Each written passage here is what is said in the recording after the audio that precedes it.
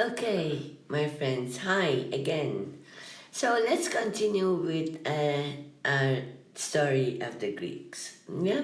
So I told you I left you with this with the important claim, right? Important observation, right?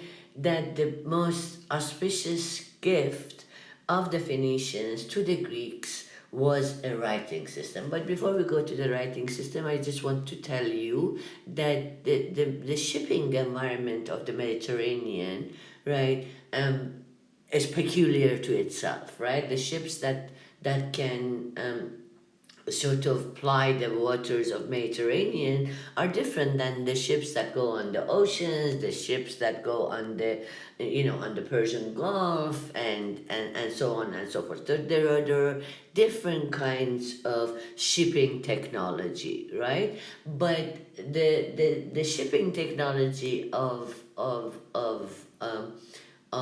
the Mediterranean, right, was sort of elaborated upon by the Phoenicians, right, and they later on by the ancient Greeks and the Romans, and that was the trireme ships, right? The trireme ships that you see that the rowers, right, are rowing in the second rim, right? I guess this is the tri-rim, right? And the three rims, right? The and these are the same people who later would go and function as hoplites. Well, these are merchants, but uh, also the farmers who would go and on wars, right? So, okay, this is the Greek trireme, right? This is how it looked like, right? It took a large number of men usually to row it, right, on both sides, right? Um, okay. But going back to the alphabet, right? The Greek alphabet. The Phoenicians introduced the Greeks to an alphabet precisely when the Greeks came into contact with other people of the world, right? During the Archaic period, right? And by 800s or so, right? And what happens, it was that the Phoenicians used a set of 22 symbols, right, to represent the consonants in the languages, and leaving the vowel sounds, right, to be inferred by the reader, right? Yeah?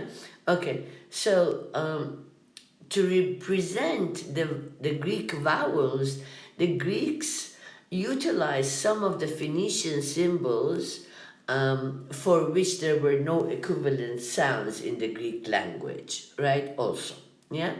So that ultimately this is how our alphabet came about, right? I am missing my I'm missing my glasses here, my friends. I put it up now. Okay, so you see Aleph, right? A, yeah? Roman A, Greek A, right? Phoenician Aleph, right? Phoenician Beth, and you reverse it. You see, you reverse the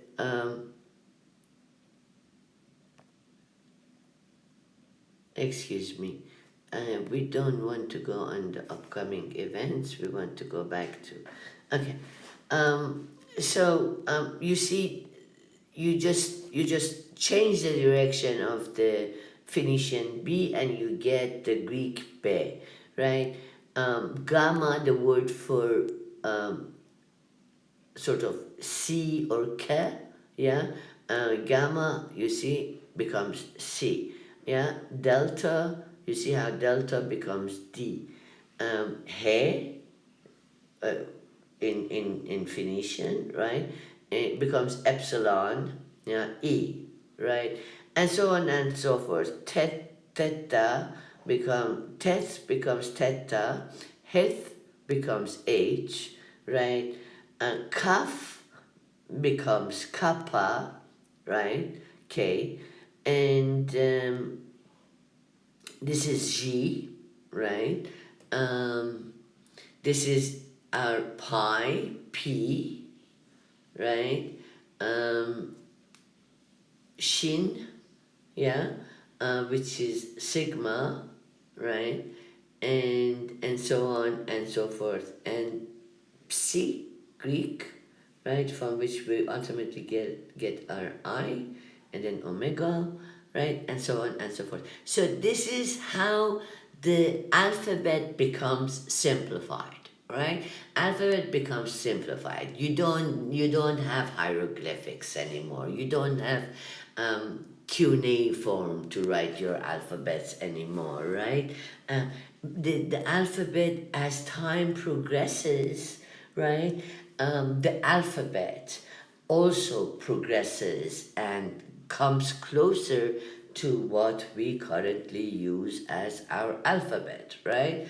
Um, so the Greeks, by using the sounds, right, or by also reflecting the sounds, right, they fully represented, right, the sounds of the spoken language, right. This was not cumbersome, right, while cuneiform and hieroglyphic, right, required years of training. This language and they remained the preserve of a scribal class who therefore became very powerful. Excuse me, very powerful, and they they had elevated social position, so to speak, as a result of it. That is no longer the case. The alphabet has become democratized, right? And therefore it opens the door for more, just listen to this, for more, my friend, widespread literacy. Not like total literacy.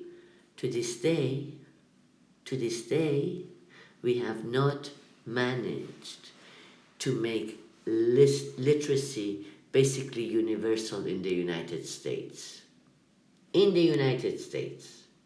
Okay, my friends? So when we say literacy, yeah, you have to take it with a grain of salt always. Yeah. Um, okay. So and then once you have the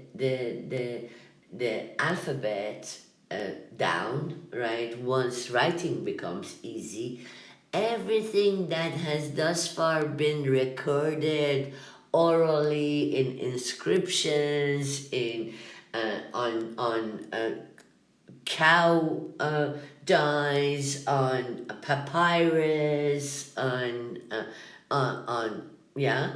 Um, well, I mean, you still write on these sort of instruments of writing, right? But you could write everything down. That's the point, right? You could write everything down, right? So new forms of literature, law codes, there were there, my friends, right? That your book tells you that they were the first ones to establish law codes. No, we know that there was Hammurabi law code before that. We know that it was actually the Persians who came and developed laws for the populations that were living under them, or allowed them to codify their laws, right? And that's how, in fact, parts of the Talmud were written, but that's another story, and we will get to, right? But religious dedications and epitaphs on gravestones and so on and so forth, right? So here, for instance, you have a fragment of a papyrus scroll, right, which is coming from Egypt, right? You can be sure, right? Containing what? Containing Sophocles' play, Ichnutae, yeah, meaning trackers, yeah. So they started writing down plays. They started creating. Yeah, was very, very peculiar to Greek culture, right? And the plays that they produced, right? Um, but this doesn't mean that they became literate in the modern sense. I told you what the modern sense has also its shortcoming, right? And that for centuries, right, Greeks were also an oral culture primarily, and writing and reading, right? Nevertheless, was always the preserve of the elite of society to begin with. So when we say widespread literacy again, my friends, right, one should take it with a grain of salt, right? Um, but it was, I mean, for all the populations, for the majority of populations, right? Remember, we count the historical period which we are discussing now from 3000 BCE onwards, right? So writing, they have been writing from 3000 BCE onwards, right? And they have been writing epics. Watch Gilgamesh, Code of Hammurabi, um, uh, shorter epics like the Deluge, which finds its way into the Bible, right? And so on and so forth. So, okay. But so, and for a long period, it continued to be an oral society, right? Primarily an oral society. But nevertheless, the plays and the poetry, right? And rhetoric, right? Speech, right? And the ability to articulate oneself, right? Um, which is an enormously important matter, my friends, my brilliant friends, for you to have, right? The ability to construct your thoughts, right, in speech and in writing legibly and convincingly, so that all the knowledge that you're accumulating, you can communicate, right, that to other people, and therefore become a truly literate, right, my friends, person. It is very important, extremely important, my friends, that you practice your writing and your speech, um, sort of uh, your writing and speech performance. All right, my friends, please take that as a as a as a most sincere advice. Yeah, my friends. Anyway, here is a blind bard, right, reciting poetry for the population, right? Okay, so distinctive, some of their most distinctive, right, theatrical drama, right, philosophical dialogues, which are very, very important, right, to talk in rational terms, right, to argue, right, in a rational way, right? Which the ancient societies obviously, right, were developing, right, themselves, but it came to a superlative sort of a flowering, right, during the classical period of Greeks, right?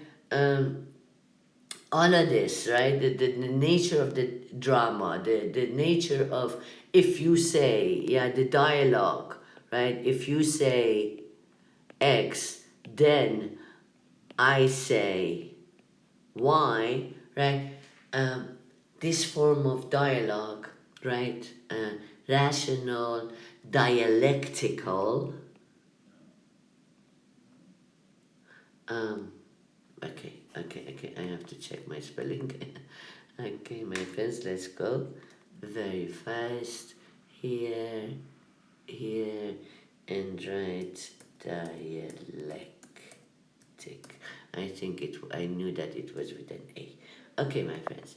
So here we go. Back to our thing, right? And we erase the mistake and dialectical reasoning. It is extremely important for you to take a class in philosophy, my friends. Yeah, all the ability to for critical thinking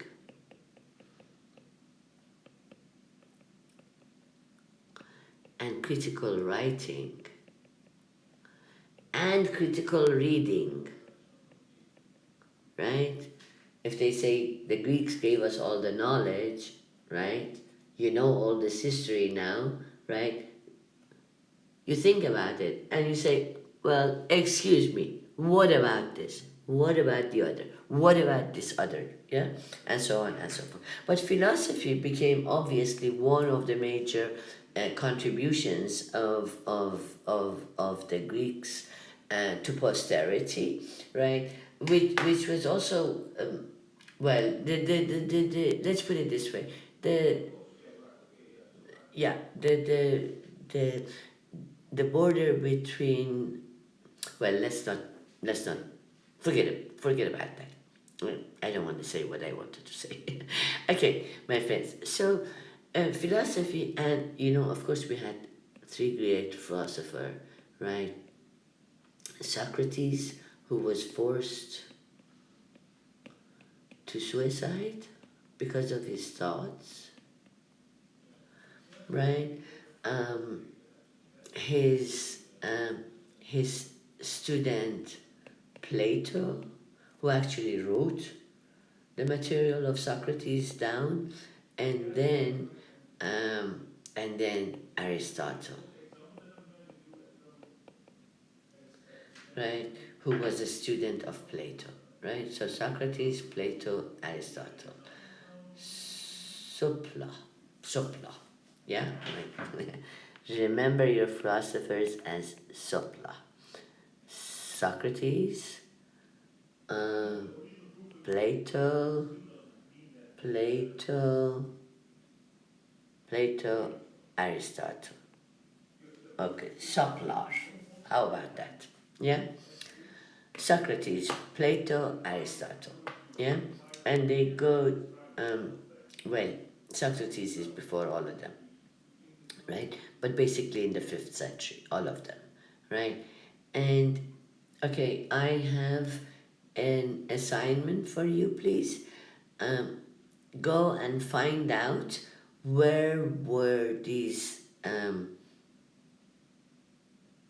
well, no, never mind the assignment either, my friends. I will have the assignments later on for you, I promise, before the semester is finished, of course. Um, okay, okay, so moving on from the philosophers, right? Um, okay, we had talked about the population explosion, right? And so on and so forth, right? Okay, so the archaic period, right, also saw the beginning of I mean, not beginning, but the Greek city states or police, right, coming into its its basic formation, right? Um, At this time, there were hundreds of independent political entities, independent city-states, right? Or Greek police, right? Usually translated as city-state. It's an urban area, uh, of an urban consisted of an urban center, and during the 8th century, it sort of flourished, right, my friends. right? And once again, we are here with the topography of Greece. You see Macedonia, right? Uh, Attica, right?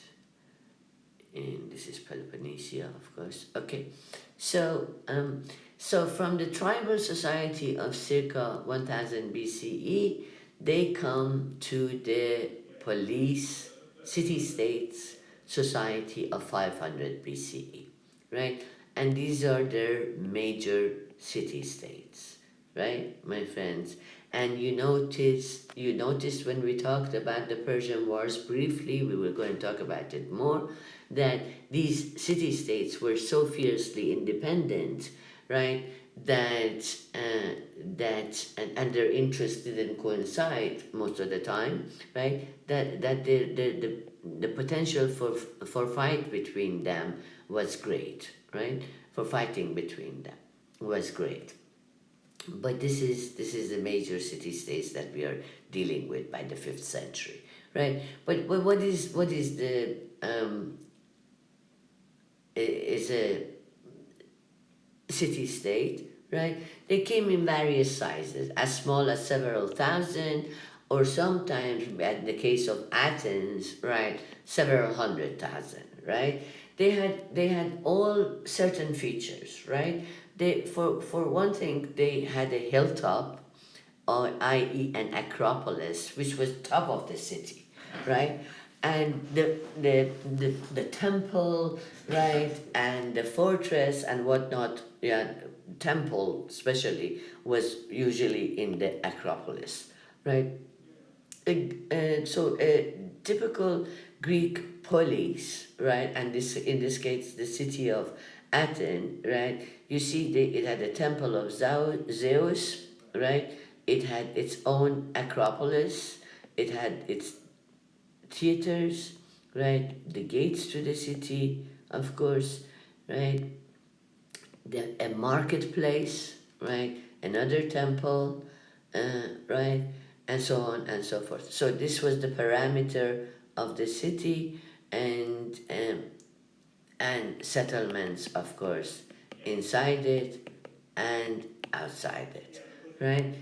Farming settlements, right, my friends? So a typical Greek police, right? Um, Corinth being one of them, right? Um, and so on and so this is Athens, right? Um, I mean, it's a painting of Athens, and this is its Acropolis, right? It's very, very interesting and very it it deserves to be seen, my friends. Yes. So, okay, and here is another reflection of it. Yeah, no tourists there at the moment. Okay, and here the top hilltop, right? And here is the modern city of Athens now, right? But it's high on hilltop, right? In order to be protected, right? To protect the city, right? And the agora, right, or its gathering place, right? At the beginning was a place where citizens came together to decide about matters, right? And we will get to who was a citizen in Greece, right? Government buildings were located, but soon after that, um, government buildings were set up there, right? And it developed. The agora developed as also a marketplace, right? Um, and of course the fortified walls, right? Um, that surrounded all of this. So here is what actually the Athenian agora looks like, right? Yeah, there's a temple, altar to the gods, temple, library, temple, uh, yeah, altar to Zeus, right? Anyway, and and the Greek agora of a later, right, and when it becomes a bazaar, so to speak, right, and yeah, it's what this becomes, right? So now, remember we said that, the Greeks had to obviously watch against themselves and watch against their enemies and whatnot. So right, a new form of military structure was imposed on Greeks by virtue of their topography, right? In other words, because they were a peasant population originally who needed to farm lands to make a living and sort of feed the police, right? They didn't have an army, right? So what do you do with an army, right? Okay, you take your farmers, right? Um, from among these fiercely jealous polices, right? And you create a fighting force out of them. You create a heavily armored infantry called the hoplites, right? Um, with your farmers, right? Um, so they fought in close formations. They wore a helmet. They had a breastplate. They had leg guards, right? And of course, all of this was already other populations had these also, right? But what was significant about them is that each one, it was a war strategy that was very significant about that.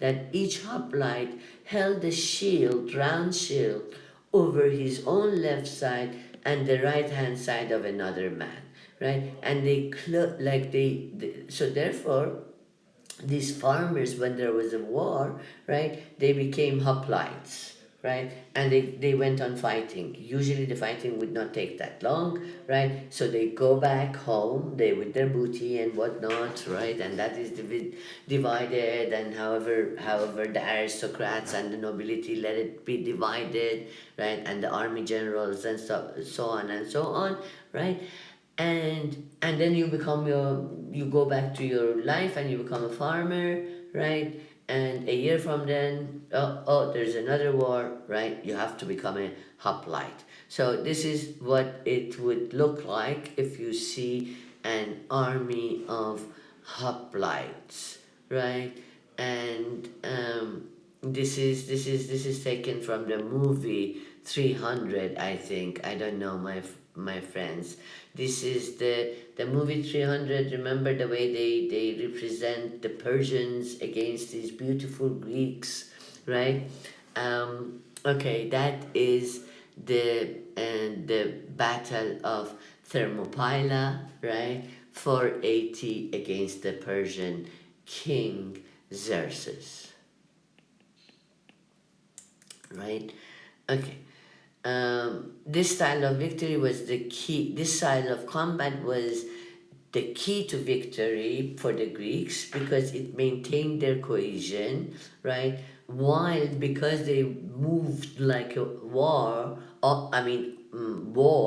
right? They would break the enemy lines, right?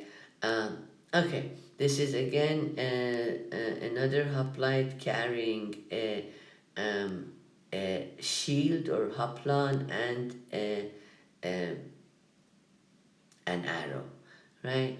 And these are the two fighting positions of the hoplites, right? Um, and this is a depiction of them on Ariballus from Corinth, right? Circa 500, and of course is in Louvre, right? And that's where Corinth is. So, and this is your new version of the hoplites, right? And I told you that they would go, right, for brief periods, right, and they didn't need any special training as citizen soldiers. They are citizen soldiers, right? So they make war, right? They ensure victory, right? They are the ones who are defeated, right? They are the front line, right? And there is no other army to think about, right? So the population itself is in charge of its own protection, right? And this issue, right? It's an important issue because it comes to define, right? To define Greek political structures from tyranny to ostensibly its democracy, right? Uh, so, so we talked about the farming and the Greek campaigns, a few hours, right? Migrations and colonizations we talked about, right? This is the Temple of Apollo at Delphi, and by now we know sort of where Delphi is. This is the theater at Delphi, yeah, quite big, my friends, yeah, and this a speculative illustration of ancient Delphi by the French architect, well, of course, 19th century, right? Enamored in the 19th century by the Greeks, of course, right? Okay, we talked about the Greek colonization, we talked about the extent of its colonization, then we talked about the fact that this is the face of the Greek colonization, and we talked about the Phoenicians there, right? And we know about the Persians already, right? Okay, so the Greeks, right, began to call themselves Hellenes, yeah. Graiki is what Romans called them, and they distinguished themselves, the Greeks, from anybody who was non-Greek, right? From barbaroi, the root of the English word barbarian. But since one of the major enemies of the Greeks were the Persians, right? As we will see, the sophisticated and intellectually, socially, whatever, yeah, Persians, they would call them the barbaroi. In fact, as we will see, what we know of the Persian history of the period, we have it through the Greeks. Okay, all right. So the different people, different interactions, right? And mutual benefits, right? Now you remember, next to Ionia, we had talked about the Lydians, right? Under the Persians, right? When they were under the Persians, there was another significant development, and it happened in Lydia, and that was the invention of coins in Lydia, in Western Anatolia, and this invention, spread throughout the Greek world by Ionians, if by not nobody else, right? And this having coinage that you could carry around, right, easily, and of course it's silver, right, and gold coinage, right, which is one gold coinage was equivalent to hundreds of dollars, say, right, of course, and you could carry coinage, so trade and exchanges become also easier to undertake, right? So I want you to pay attention, right? This is the Ionian settlements, right? And here is Lydia, and all of this is taken over by the Persians, right? Uh, in the 500s, right? Um, so this is Lydia, circa 547 BCE, right? Um, Having its border with Media, right? After which the Persians come and they take over all of this, right? The Achaemenids. The Medes, of course, are also Iranians, right? And this is a specimen of the of the Lydian coins, right? Um, they became an attractive choice for as a medium of exchange. They were lightweight and portable, right? And so on and so forth. Okay. Um, so the colonization, right, helped relieve pressure during the archaic world, right, from 800 onwards, right, from 750 to 550 you have your colonization, right, and it relieved pressure from the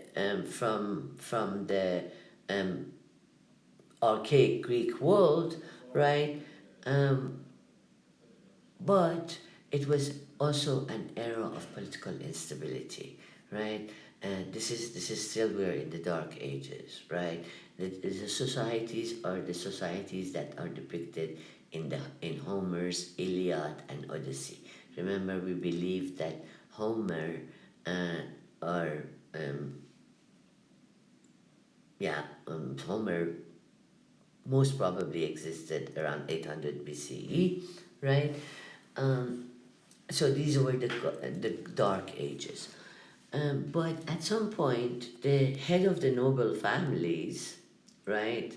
Um, well, the kings were ruling these dark age societies, but at some point, the noble families, yeah, came to supersede the kings, right, in Greece, right? This is an idealized sculpture of Homer. It has been pulled from both from all four directions, my friend. That's why it looks this way. I wanted to make it bigger for you so you could see it, right?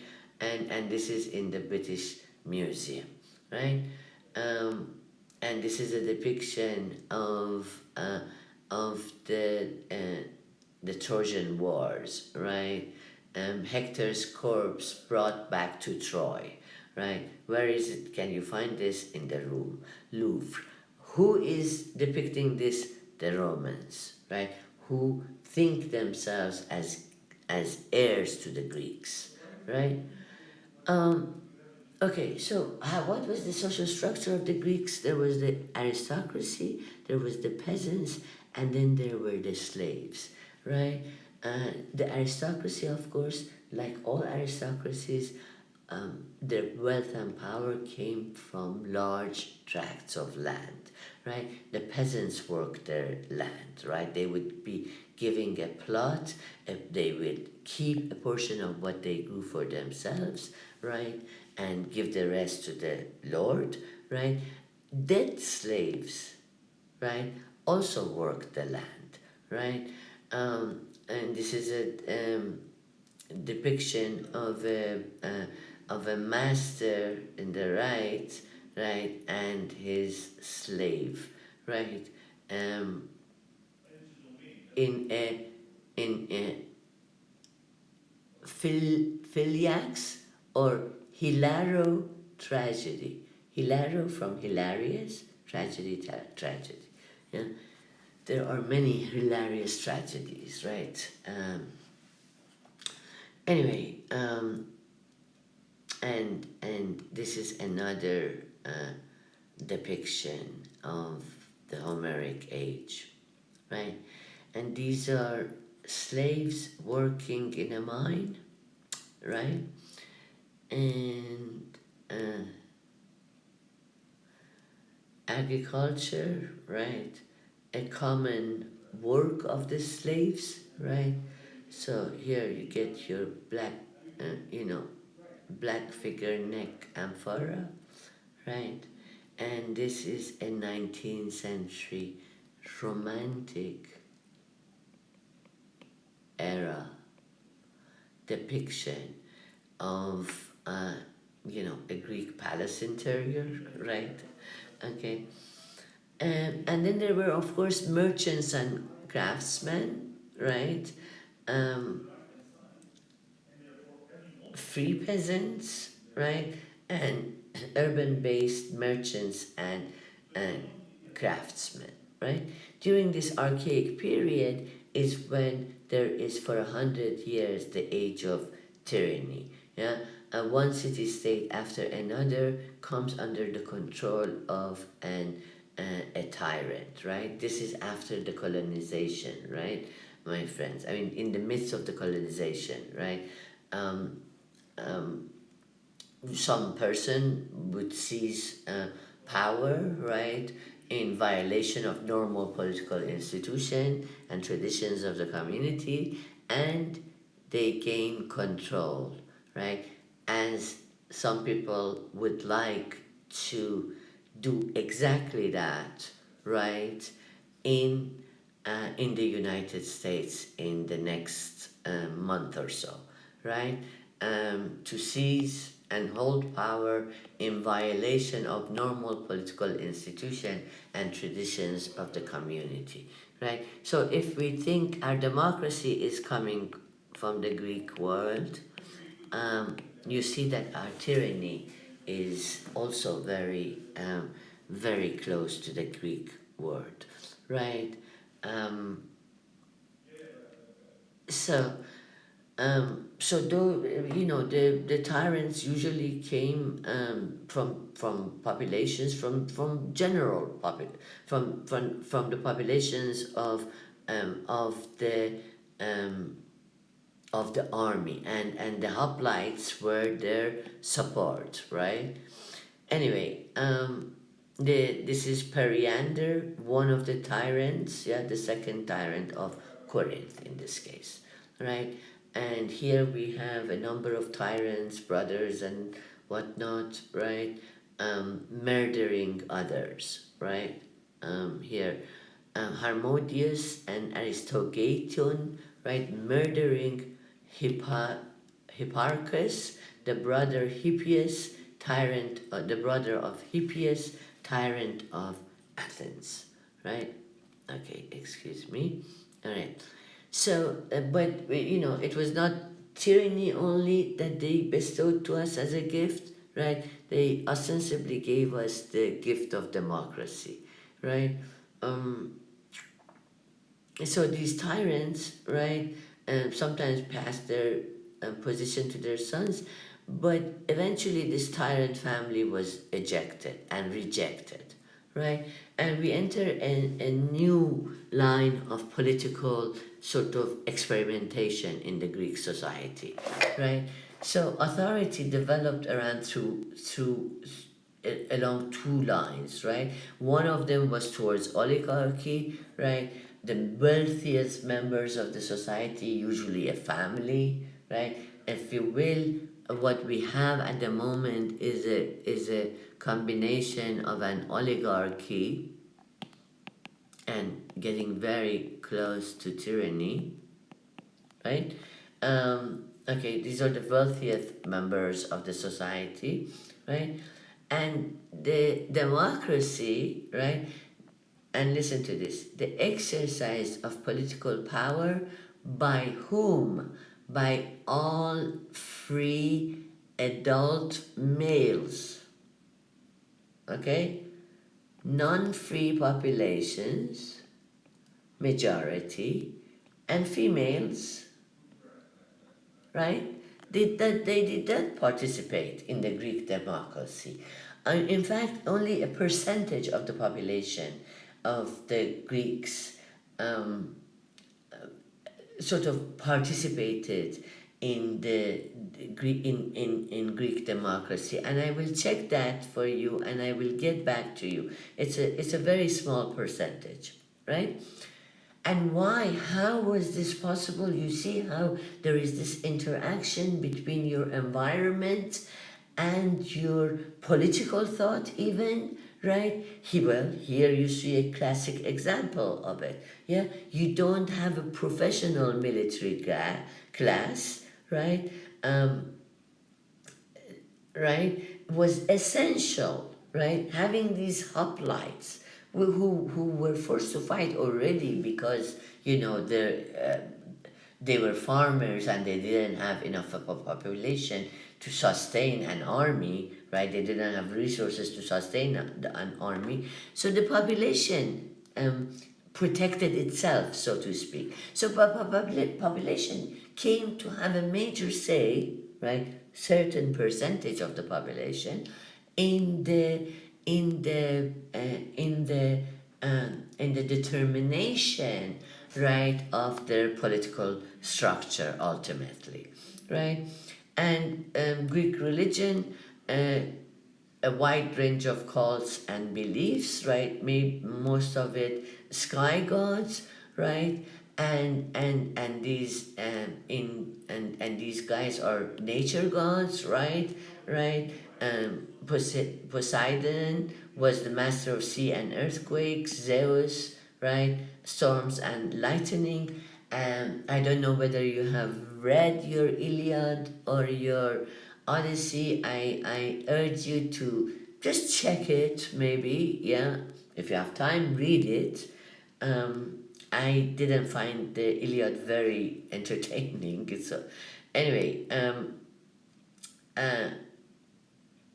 and you see that the gods, like the humans, right, have as many vices of the vices of the humans, right? They have the sort of loving and caring sides of the humans, but they have the vice of the humans, their greed, their anger, their um, um, their sexual desires, um, the fact that they would marry humans, and you would have, listen to this, my friends, you would have half human, half um, half human, half divine, right? As we had, right? I mean, as we had in Mesopotamia, right? As we had, and in Egypt we had all divine, right? But here now comes the Greeks, right? And they marry your humans, right? And they're demigods, right? Demigods that are established, right? And this comes from a long tradition of religious tradition in Western Asia, right? And here is a specimen of the Greek gods, right? Hermes, Aphrodite, Apollo, Artemis, Hera, Zeus, Athena, right? Hades, right? Poseidon, and so on and so forth, right? Our Greek gods. And here again, yeah, a depiction of Zeus, right? He is half human, half god, right? So we depict him as such. And Poseidon, Poseidon, and also as well, right? So the gods, right, that Homer portrayed were the same anthropomorphic gods, that is conceived as human-like in appearance, to taller, more beautiful, and human-like in their displays of emotions. It reminds us of a important religious figure that comes onto the scene shortly after this, right? So sacrifice, right, held a very special place, right, in amongst the Greeks, right? And here you see women caring for a sacrificial bull, right? Again, here is a sacrificial scene, right? And then you had oracles, right, where you had sacred sites, right, Greeks believed that the gods, right, communicated with humans, right? Especially prestigious was the oracle of Apollo at Delphi in central Greece. This is the Apollo at Delphi, the oracle of Apollo at Delphi, right? So the petitioners left gifts in the treasuries, and the god responded through his priestess Pythia, right? Pythia gave forth obscure, ecstatic utterances, right? And fertility cult was a very important cult there. So here is Pythia, depicted by John Collier in the 19th century, the priestess of Delphi, right, my friends? Okay, we talked about the new intellectual currents, but I'm going to go further into it right now. So you had your humanism developed during this archaic period, right? Value of uniqueness, talents, and rights of the individualism, right? Individualism, in fact, becomes extremely strong, right, amongst the Greeks, right? And one of the medium of expressing it, right? My sorrow, my grief, my life story, right? It was in the lyric poetry, right? So the pre-Socrates philosopher and men of ethics, one of them was already Xenophon, right? And pre-Socrates philosopher, right? Um, okay, Xenophon, right, called into question the kind of gods that Homer had popularized. What kind of a god is this that has human attributes, right? Gets angry, gets excited, wants to make love with humans, yeah, and does all kinds of bizarre things like the humans, right? So what is the power of these gods, right? To They rejected the pre-Socrates philosophers such as Xenophon, right? Uh, uh, Xenophonus, right? Xenophon. Um, they rejected the traditional religious explanations, right? So, okay, if the god of the seas, right, doesn't create turmoil in the seas and um, shipwrecks and whatnot, what is the cause of it? Then what is the rational expression of it, right? If you cannot rely on the religious explanation, what is the origins and the nature of the world, therefore, that we live in, right? Based on rational, right, explanations. Of course, we know that there was rational thought in the ancient world, wasn't it? I mean, you have to have some degree of rationality, right, to come up with tremendous sort of mathematical and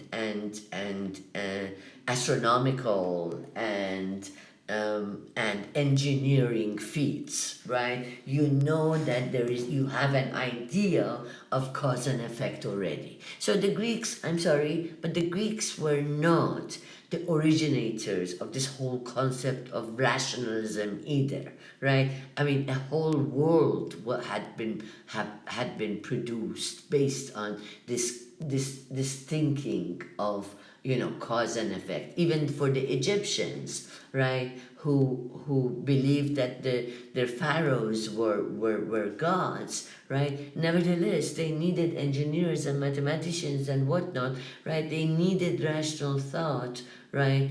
Why did they create nilometers, right? They observed, they saw causation, right?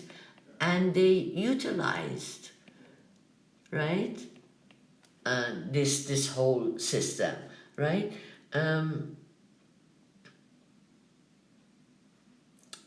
Okay, so by the time we get to the age of the Greeks, right? Um, this has already become this question has become so nagging, right? Yeah, that it gets its fruitation, right? Its height comes during the pre-Socrates age of philosophers and rationalism in Greece, right? And what did they come to think, in fact? Yeah, various combinations of earth, air, fire, the primaries, water as the primal elements that combine or dissolve to form the numerous substances found in nature, right? One of them came and developed the thesis that the world is composed of microscopic atoms, in fact, right? Elements comes atoms, and atom comes from the Greek word meaning indivisible, right? And atoms move through the void of space, colliding randomly and combining to form the many substances of the world, right? So okay, so so there is this new humanism, individualism. There is this rationalism, right? And then there are other intellectual currents that develop, right? In continuation of what had been already developed, right, in the ancient world, right? In continuation of this 2,500 years of history that I have been sort of narrating for you through all of this, right? Therefore, just like the Assyrians, as I said, right, there came men referred to as logographers, writers of prose account, right? And they began gathering data on a wide range of topics. Ethnography, description of all these people that they're coming into contact with, specifically in Anatolia, right? The geography of the Mediterranean lands, right? They're beginning to explore that, right? And remember, we had already maps since the Sumerian times, right? But gradually it was developing and developing, and then the Greeks came and really systematized it, right? I think one of the issues, one of the attributes that you can give to the Greeks is that they systematized and they categorized, right, the knowledge that had been hitherto gathered in the world, right, and they contributed their own elements to it, right. Um, it in this intellectuals of the Greek world, right? Most of them came from Ionia, right, and southern Italy, and two zones in which Greeks came in close contact with non-Greek peoples, right? Ionia, well, Western Asia, we know all about that, right? And Italians, right? Of course, in connection to Phoenicians, which we will get to, right? Uh, the shock of encountering people with very different ideas not may have definitely stimulated new lines of inquiry. Therefore, you get the first ostensible historians of the world, right? You get Herodotus, living 485 to 425 BC, who writes a history. He writes a history and says, right, in fact, Historia, investigation, research was the name they gave to the used methods that they use. Yeah, collect, sort, and select information. Right, and Herodotus in particular, right, was from, look at this, Southwest Anatolia, my friends, published his histories, right? Circa this period, right, when the Persians are at their height, and Persian Greek wars are at their height. So they say one of the catalysts for the Greek identity, in fact, was the coming of the Persians. Had it not been um, for their encounter with the Persians and their obsessions with the Persians and their dealings with the Persians, right? This identity of the Greeks as Greeks would have not developed, right? And Herodotus, in fact, one of the main preoccupation of Herodotus, right, is the war between the Persians and the Greeks, right? And here again you have a disfigured picture of Herodotus, okay, my friends, okay, and this is the world of Herodotus, right? He's coming from somewhere here, right? He knows Assyria, Phoenicia, Babylonia. Arabs are already there. There's the Egyptians, the Lydians, of course the Greeks, right? Other Iranian populations, right? um, Elam, Susa, India, right? For the Greeks, right? The greater part of Asia, right, was Persia. If you look at your first Greek maps, my friends, this is the case. And they know a little bit of India. A little bit of India, right? Okay, so there's an immense preoccupation with Persia, right? So Herodotus, right, concentrates on the wars between the Greeks and Persians, right? And he even declares what is his name, what is his purpose. Herodotus of Halicarnassus, am here setting forth my history, that time may not draw the color from what man has brought into being, i.e., I am recording this history for you, right? Hitherto, right, it had been an amalgam of writing and this and that, right? I am an oral storytelling, remember, and writing, of course, right? Um, Here I am, right? Um, Writing this history so that time may not draw the color from what man has brought into being, nor those great and wonderful deeds manifested by both Greeks and barbarians fail of their report, and together with all of this, the reason why they fought one another. The reason why, right? What is the reason? What is the reason that we are constantly being told that Corona is over? Right? Why? Why? Why are telling us the things that they're telling us? Right? Okay? That is analytical thinking. Right, my friends? To always ask, right? Why? Why? Always ask why. You will become so much more successful in your lives if you adopt this critical thinking, my friends. You will become successful, all of you, my friends, because you're brilliant, remember? Yeah?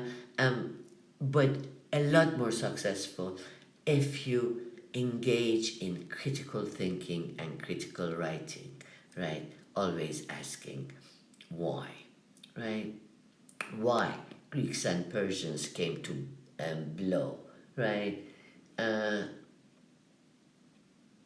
okay, that's why we call Herodotus the father of history, right? Because he, articulated literally, right, that I'm asking why, right?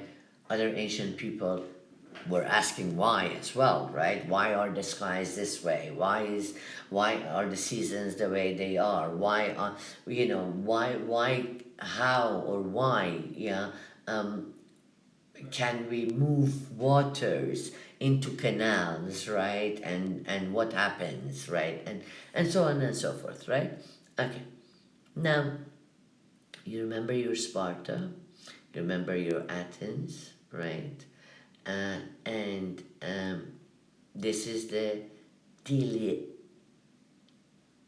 League, right? The Athenian League, and you see, Sparta is already forming its own league. Against what? Against the Athenians, right? Okay. Uh, Athens and uh, Sparta became two of the preeminent Greek city-states in the classical period, right? They had developed two different characteristics, right, in their communities, right? And here we see, they say, similar environment and cultural contacts, yet um, diversity in the evolution of human societies, right? Okay.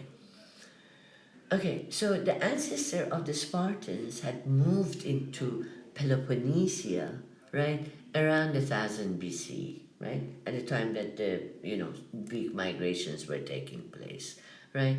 Um, at the time, Sparta followed a typical path, right, participating in trade and fostering the arts, right, and here is Sparta, right? These are the Spartan held cities, right?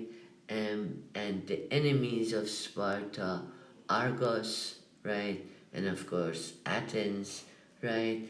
And then this is Spartan territory because, as we'll see, they take control of Messene, right? Territory as well, right? And okay, they go also to Italy and to Sicily, right? Okay, so Sparta colonizes Messina. Sparta colonizes Messina, right, circa 600 BCE, right? Um, and something changes the destiny of the Spartans 7th century BCE. Apparently, we don't know what happens, right? But instead of sending out colonies when confronted by population pressure, yeah, the first thing that the Spartans did is they crossed the mountains to their west and they go to Messenia, right? They go to Messenia. This is Sparta, Argos, right? They go into Messenia, right? Circa 600 BCE, right? Sparta has already colonized Messenia, right? Um, the hoplite tactics may have given the Spartans the edge, right, over the Messenians, right?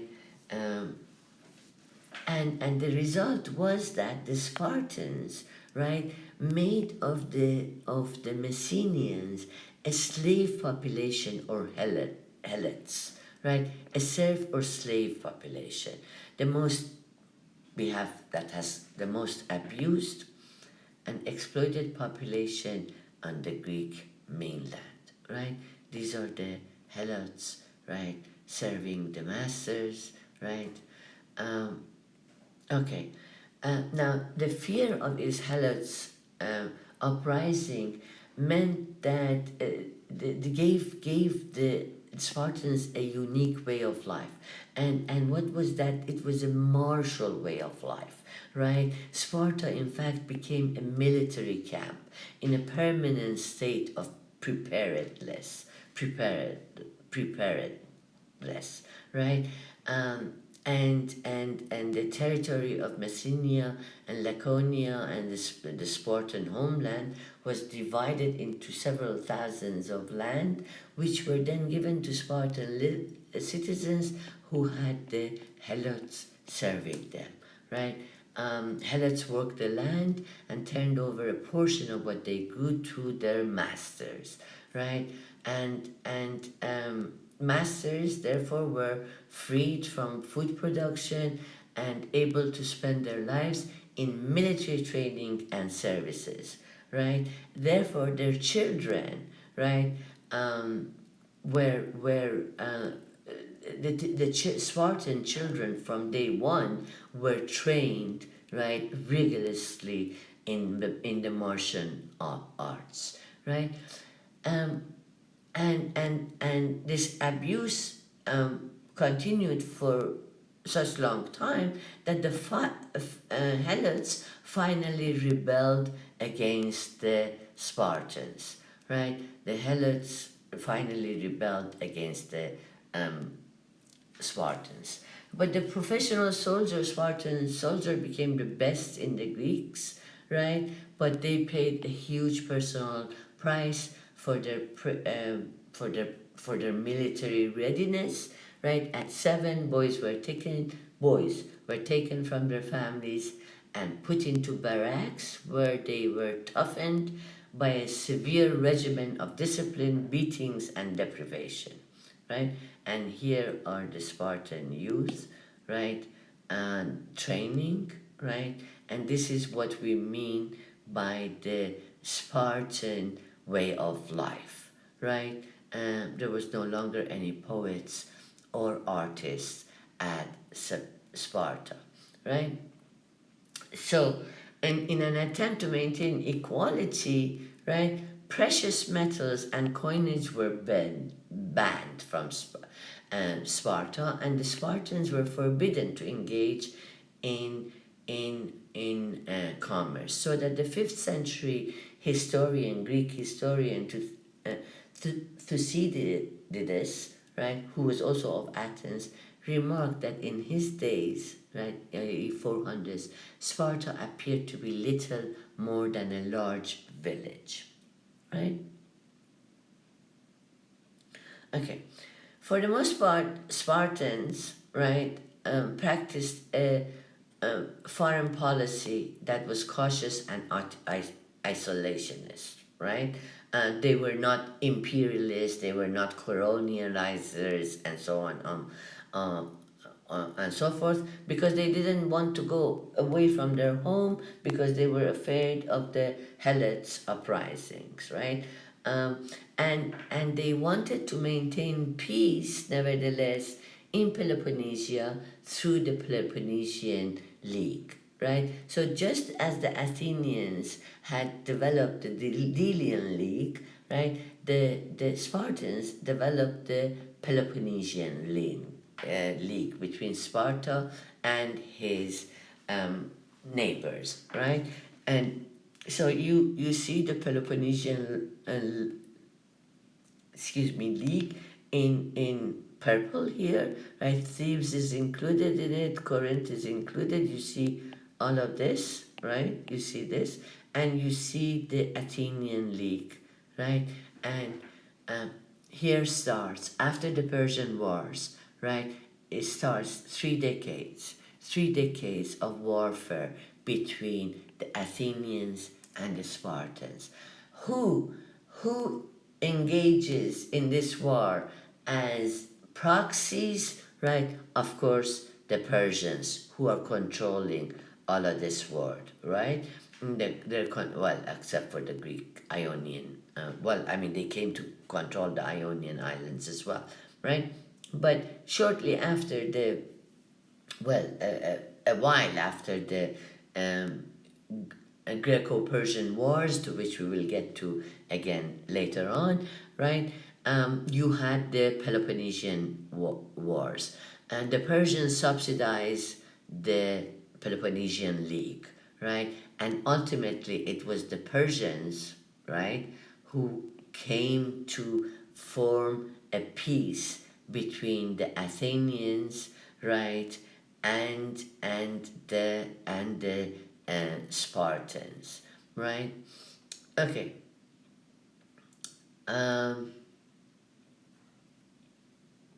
So we are still in the archaic period. Remember, we are 6th century in the archaic period. There appears among the tyrants, right, Solon, right? Um, okay. In 549 BCE, Solon becomes a lawgiver, right? And he is granted extraordinary powers to avert a civil war, right? He becomes a well, I mean, he becomes one of the tyrants, right? Um, so, and there are four classes at this time, right? He divides the Athenians into four classes based on, based on, listen to this, on the annual yield of their farms, based on their wealth, right? Those in the top three classes, right, could hold state office, right? Members of the lowest classes who had little or no property, right, could not hold office, but could participate in the meetings. This arrangement made rights and privileges a function of wealth, right? And it was not democratic, of course, right? It was sort of something between tyranny and oligarchy, yeah, right? Um, and but so it broke the power on a small number, a small circle of aristocratic families, right? And it expanded the arena in which various populations could have social and political mobility. Those who had moneyed, the moneyed populations, right? Not the poor sectors of the society, not the women, right? We are talking about men here, right? Um, okay. So by abolishing the practice of enslaving individuals for failing to repay their debts, Solon guaranteed the freedom of wealthy Athenian citizens, right? Wealthy wealthy Athenian citizens. After Solon comes Pisistratus, right? Also the tyrant, right? Um, he seizes power, right?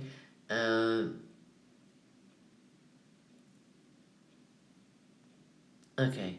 Um, he shifts all the power into himself, right? And with the tyranny, right, my friends? But he undertook a number of monumental buildings, Temple of Athena and Acropolis, right? Several major festivals were expanded to Athens, right? And performance of plays, he subsidized them. Athletic and poetic competitions, he subsidized those as well.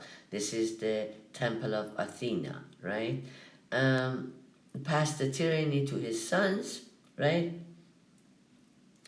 But with Spartan assistance, right, last decade of 6th century BCE, 510, right, the tyrants